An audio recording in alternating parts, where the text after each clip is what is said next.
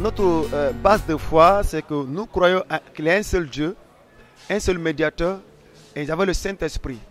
Et on croit que Jésus-Christ est mort, il est ressuscité, et nous croyons seulement qu'à travers lui, qu'on peut avoir le salut. Parce que nous ne venons au Père sans passer par lui. Nous croyons en cela. Et parfois, nous croyons à toutes les Écritures, de la Genèse à l'Apocalypse. Notre base de foi est vraiment centrée sur la Bible. Et nous croyons, on croit, comme on avait dit au début, nous croyons à la prospérité. Mais nous sommes contre la doctrine de la prospérité. Ça, c'est deux choses que les gens doivent comprendre. Nous croyons à la prospérité, parce que Dieu parle de la prospérité, mais nous ne croyons pas la doctrine que les gens ont donnée vis-à-vis de la doctrine. Et c'est pour cela que nous cherchons de cadrer nos membres. Nous ne prêchons la vérité et nous restons toujours dans la vérité.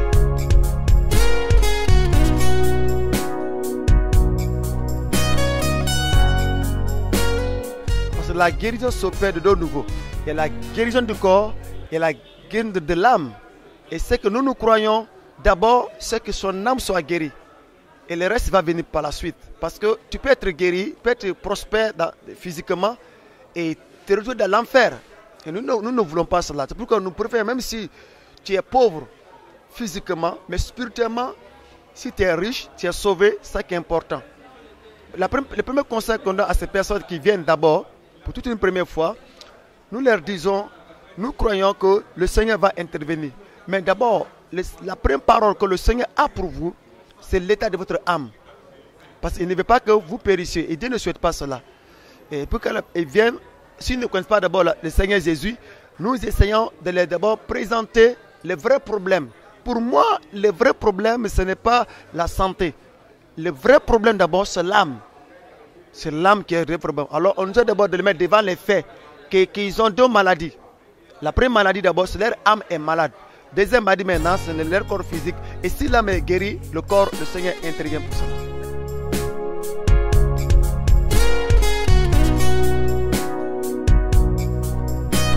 Nous essayons de corriger, de redresser nos membres. Par exemple, ceux qui vivent au milieu de la nation. On nous a toujours dit, vous êtes dans la nation pour servir la nation. Vous n'allez pas vous servir de la nation pour faire autre chose.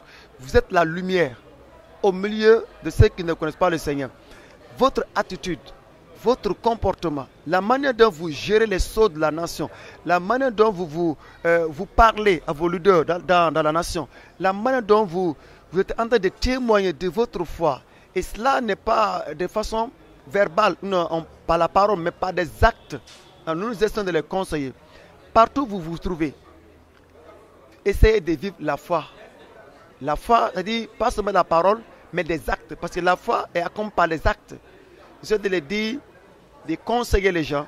Si on leur propose certaines choses comme pour la corruption, ils doivent dire non, ma foi ne me permet pas cela.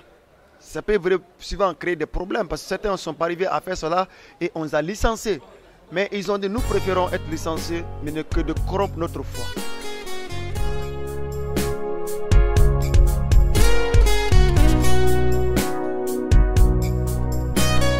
La pauvreté, encore on voit cela de deux manières. La pauvreté spirituelle, aussi la pauvreté physique. C'est vrai,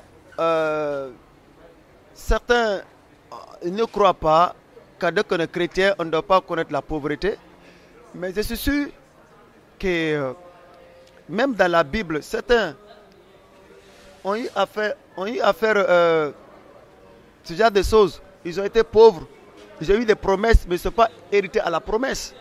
Mais spirituellement, ils ont été riches, quand la Bible nous demande. Nous les conseillons que la pauvreté, ce n'est pas ce qui est continuel, c'est un temps d'épreuve. On peut être pauvre, demain on devient riche, et après on tombe. Alors moi je crois, la pauvreté, quand ça a tendance à être continuelle, c'est-à-dire de ta mort jusqu'à depuis que tu es né jusqu'à ta mort, d'aimer dans cette pauvreté, il dit que ce n'est pas aussi le plan de Dieu. Mais il y a un temps, et ce temps, nous devons accepter, on reste dans la prière.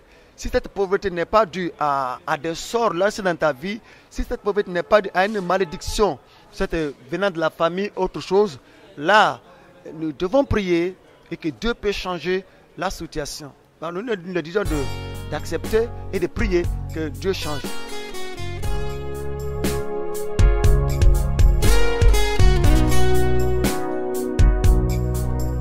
La sanctification, c'est une procédure.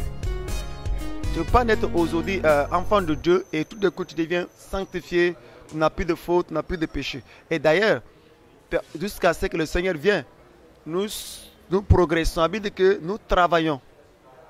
Il dit efforcez-vous pour la sanctification.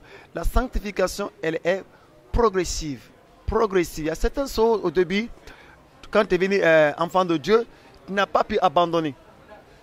Mais au fur et à mesure que tu es en contact avec la parole de Dieu, tu es en contact avec le Saint-Esprit, tu lis la parole de Dieu, tu médites, et la parole de Dieu dit que ma parole, elle est comme une eau vivante qui purifie. Et à travers la parole de Dieu, la lumière de la parole rentre en toi. Il y a certaines choses qui étaient en toi que le Seigneur te permet de les vaincre. Et cela demande vraiment des processus de progression. C'est là qu'on a besoin de la croissance spirituelle.